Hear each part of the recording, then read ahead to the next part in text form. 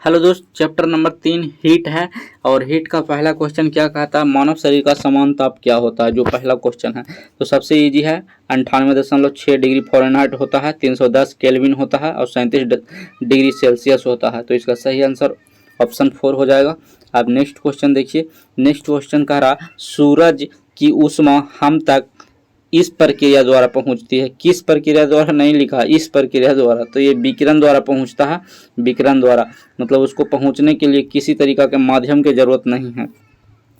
तो next question देखिए, third number कह रहा कि उच्च ताप से निम्न ताप की ओर ऊष्मा का स्थानांतरण अणु के वास्तविक द्रव्यमान की गति के कारण होता है। तो अणु को जो द्रव्यमान होता है उसमें गति के कारण होता है। तो जैसे नीचे वाला, जैसे लिक्विड में होता है, संवहन विधि द्वारा ये पूछ रहा है कि संवहन के बारे में कह रहा कि जो उच्च ताप है उससे निम्न ताप की ओर ऊष्मा का स्थानांतरण, यहाँ बोल रहा है ऊष्मा का स्थानांतरण, देख सकते हैं। तो जैसे देखिए, पानी गर्म करते हैं तो पहले नीचे वाला गर्म होता है, फिर बूंदा बूंदा बनकर ऊपर आता है। तो ऊपर वाला है जो गर्म पानी है जो ऊपर आ गया, तो और नीचे चल गया ठंडा वाला।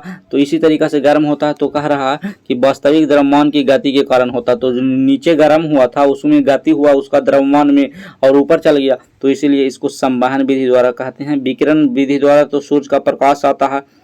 चालन है जो चालन होता है जो धातु में होता है, और संवहन होता है जो द्रव और गैस दोनों में माना जाता है, लेकिन जनरली द्रव में अभिवहन होता है, गैस में। तो यहाँ पर देखिए नेक्स्ट क्वेश्चन है, फोर्थ नंबर का रहा, वह प्रक्रिया जिसके द्वारा किसी वस्तु के गर्म सिरे से ठंडे सिरे तक ऊष्मा स्थानांतरण होता है कहलाता है। तो देखिए, इसका कहने का मतलब हुआ कि जैसे एक छड़ है इस तरीका से मान लिया कि ये छड़ है। अब इधर है जो पूरा धिपा दिए, मतलब पूरा गर्म कर दिए। तो इधर क्यों धिप गया, जो बोल रहा है।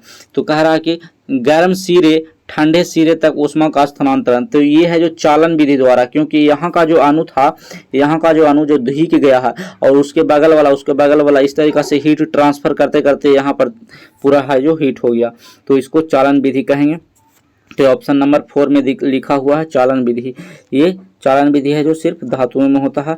अब देखिए, ठोस पदार्थ में भी कह सकते हैं। अब देखिए यहाँ पर नेक्स्ट क्वेश्चन है, सर्दी में ऊनी वस्त्र हम में गर्म रखते हैं, ऊन की ऊष्मा रोधी होने का कारण, मतलब ऊष्मा रोधी मतलब हुआ कि ऊष्मा को नहीं जाने देने के कारण क्या है जो। तो यहाँ पर बात समझिए, कह रहा है कि ऊनी रेशा आपस में कसकर जुड़े हुए हैं और ठंडी वायु को गुजरने नहीं देते हैं, ऐसा कोई बात नहीं है। शूटर को देखिएगा ऊनी वाला रहता है, जिसको ऐसे फैलाकर कोई कसकर जुड़े हुए नहीं रहता, पूरा ढीला रहता, मतलब इस पार से उस पार होल दिखाई देगा।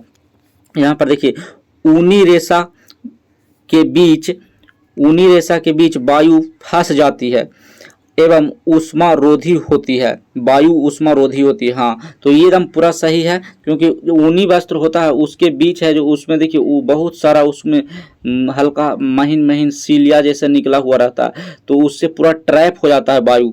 तो वायु जो ट्रैप हो जाता है, वायु ट्रैप होने के कारण है जो, अब वायु है जो ऊष्मा का कुचालक होता है। तो वायु को जो कुचालक होता है उसी कारण है जो ठंडा है या गर्मी है उसको अंदर नहीं जाने देता है।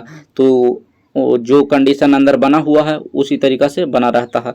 तो इसका सही आंसर हो जाएगा ऑप्शन 2। तो नेक्स्ट क्वेश्चन है 6 नंबर, देखिए, निम्नलिखित प्रकार के थर्मामीटरों उनके विशिष्ट उपयोग के साथ मिलाएं उनके डिजाइन और अनुप्रयोग के लिए उपयुक्त परिदृश्यों में ध्यान रखें। तो देखिए, कह रहा है क्लिनिकल थर्मामीटर का इस्तेमाल। तो क्लिनिकल थर्मामीटर का इस्तेमाल क्लिनिक में होता है, वहाँ डॉक्टर क्या करता है, तो वहाँ शरीर का ताप मापता है, ये सीधा बात था। कह रहा है उच्च परिशुद्धता के साथ शरीर का तापमान मापता है या नापता है, एक ही हुआ। कह रहा प्रयोगशाला थर्मामीटर। तो देखिए, प्रयोगशाला थर्मामीटर है जिसको लैब में इस्तेमाल करते हैं। तो लैब में कौन करेगा, वैज्ञानिक करता है। तो जिसका तापमान है जो शरीर के तापमान से ज़्यादा होता है, तो पारे जिसको बोलते हैं वो, तो तापमान ज़्यादा होता है, वहाँ आवश्यकता वाले वैज्ञानिक अनुप्रयोगों के लिए उपयोग किया जाता है। हाँ, प्रयोगशाला से याद करना है कि प्रयोगशाला वाला जो थर्मामीटर है उसको वैज्ञानिक लोग इस्तेमाल करता है। Digital thermometer. तो डिजिटल थर्मामीटर क्या होता है, तो देखिए डिजिटल थर्मामीटर के बारे में देख लेते हैं। तो डिजिटल थर्मामीटर हो विभिन्न वातावरणों के लिए अब देखिए दो गो ये दोनों मिल गया आपस में इस तरीका से, तो ये तो इसी का आंसर होगा। विभिन्न वातावरणों के लिए बहुमुखी सीमा प्रदान करता है जिसका उपयोग अक्सर खाद्य उद्योगों में किया जाता है। तो देखिए ऑप्शन नंबर ए का ए, बी के बी, सी के सी, ऐसे हो गया। तो देखिए ए बी सी और 1 2 3 ये वाला हो जाएगा ऑप्शन इसका सही आंसर। तो इस तरीका से ऑप्शन ए इसका सही आंसर हो गया। अब नेक्स्ट क्वेश्चन है जो 7 नंबर है, कह रहा वैज्ञानिक उच्च तापमान और तीव्र सूर्य प्रकाश वाले क्षेत्रों में इमारत की छतों को श्वेत रंग से रंगने की सलाह क्यों देते हैं, इसका क्या कारण है जो बोल रहा। तो देखिए वैज्ञानिक है जो उच्च तापमान मतलब ज़्यादा गर्मी रहता है और ज़्यादा सूर्य का प्रकाश जिस क्षेत्र में रहता है और वहाँ बोला जाता है कि जो अपना घर को है जो सफ़ेद रंग से रंगने के लिए। तो क्यों बोला जाता है, क्योंकि सफ़ेद रंग है जो 7 रंग से मिलकर बना हुआ है, सबको पता है। और सूर्य का भी प्रकाश है जो सफ़ेद ही होता है, तो 7 रंग से वो भी मिलकर बना हुआ है। तो 7 रंग से बना हुआ है, तो 7 रंग से बना होने के कारण पूरा जो 7 रंग सूर्य से आ रहा है उसको 7 रंग को रिफ्लेक्ट कर रहा है। जैसे ये है जो छत है तो इसको पूरा उजला से रंग दिए तो ऊपर से लाइट आ रहा है जो पूरा रिफ्लेक्ट हो रहा है, तो छत यहाँ पर हीट नहीं होगा, इसीलिए कहा जाता है कि और ऊष्मा का अवशोषण भी नहीं हो पाएगा क्योंकि पूरा रिफ्लेक्ट हो रहा। और जो मतलब वहाँ पर काला रंग से पेंट कर देंगे तो पूरा को अवशोषित कर लेगा, इसी कारण से वैज्ञानिक कारण है। यहाँ देखिए ऑप्शन में पता चलेगा।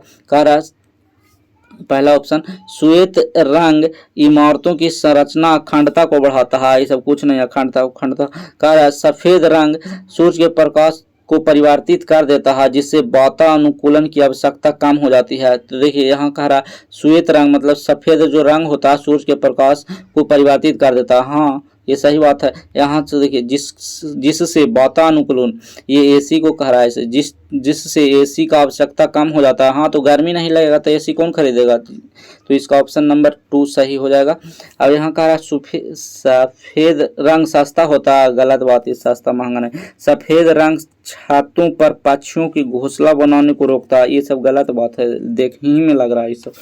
अब नेक्स्ट क्वेश्चन 8 नंबर कह रहा गहरे रंग के कपड़े के विपरीत हल्के रंग के कपड़े सीधे धूप में पहनने पर देखी जाने वाली घटना पर चर्चा करें।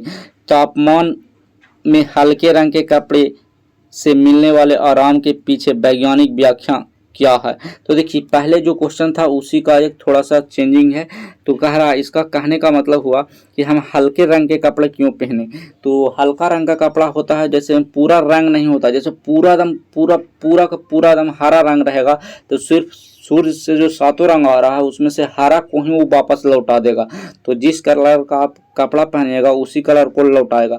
और आप हल्का रंग का पहनिएगा तो धीरे धीरे व्हाइट होता जाएगा। अब व्हाइट होने के कारण वो क्या होगा, उसका है जो प्रकाश को फिर परिवर्तित कर देगा। अब परिवर्तित कर देगा बस काम खत्म हो गया और ऊष्मा का अवशोषण नहीं करेगा जब परिवर्तित हो जाएगा। तो कह रहा हल्के रंग यहाँ देखिए हल्के रंग सूर्य के प्रकाश के अधिकांश भाग परिवर्तित कर देता है। हाँ अधिकांश भाग मतलब मैक्सिमम भाग, जिससे ऊष्मा का अवशोषण कम हो जाता है, ये सही है आंसर। यहाँ पर देखिए कह रहा हल्के रंग परावैज्ञानिक अवशोषण, ये सब गलत है। हल्के रंग वातावरण में विकिरण करते हैं जिससे ठंडक मिलती है, ये सब ठंडक कुछ नहीं मिलेगा, विकिरण वाला गलत है, ठंडक तो मिलेगा ही थोड़ा सा। कह रहा हल्के रंग अधिक ऊष्मा अवशोषित करता है, ये गलत है। हल्का रंग नहीं, गाढ़ा रंग जो है जो कलर का रहेगा, जो गाढ़ा रंग रहेगा वो ऊष्मा का अवशोषित करेगा। तो नेक्स्ट क्वेश्चन देखिए, नेक्स्ट क्वेश्चन है कह रहा कि निम्नलिखित में से कौन सी गतिविधियों का उदाहरण है जहां संवहन ऊष्मा स्थानांतरण प्राथमिक विधि है। तो संवहन होता है लिक्विड में, तो लिक्विड का बात किस में हो रहा है जो देखना। एक बर्तन में उबलता पानी, हाँ ये इसको पहले भी बता चुके हैं, उबलता पानी नीचे से उबलते हुए ऊपर की ओर आता है। तो इसका सही आंसर क्या हो जाएगा, ऑप्शन नंबर ए। दूसरा पढ़ने की जरूरत नहीं है क्योंकि संवहन है जो लिक्विड में ही होता है। लास्ट क्वेश्चन है 10 नंबर क्वेश्चन का रहा मुख्य कारण क्या है कि रेगिस्तान में रहने वाले लोग उच्च तापमान के बावजूद मोटी बाहरी परत सहित बहुस्तरीय वस्त्र पहनना पसंद करते हैं। तो देखिए ये सब गर्मी के बचने का उपाय है, गर्मी से बचने का। कह रहा रेत और धूल तूफान से बचने के लिए नहीं, पसीने को सोखने के लिए, ये भी गलत है, पसीना सोखेला मोटा पहनेगा। अब फिर आगे देखिए कह रहा पानी को सोखना और निर्जलीकरण, ये तो देख ही लिए गलत है। कह रहा है वायु परिसंचरण और ऊष्मा अपव्यय को सुविधाजनक बनाने के लिए, वायु परिसंचरण के लिए कुछ नहीं, ऊष्मा अपव्यय सुविधा बनाने के लिए नहीं। तो लास्ट देखिए, लास्ट ऑप्शन है जो कह रहा है सूर्य के प्रकाश को परावर्तित करने और ऊष्मा अवशोषण को न्यूनतम करने, तो ये इसका सही आंसर हो जाएगा। तो ऑप्शन 4 इसका सही आंसर है। देख सकते हैं यहाँ पर, देखिए सूर्य के प्रकाश के परावर्तित करने और ऊष्मा अवशोषण को न्यूनतम करने के लिए। तो आज के लिए इतना ही।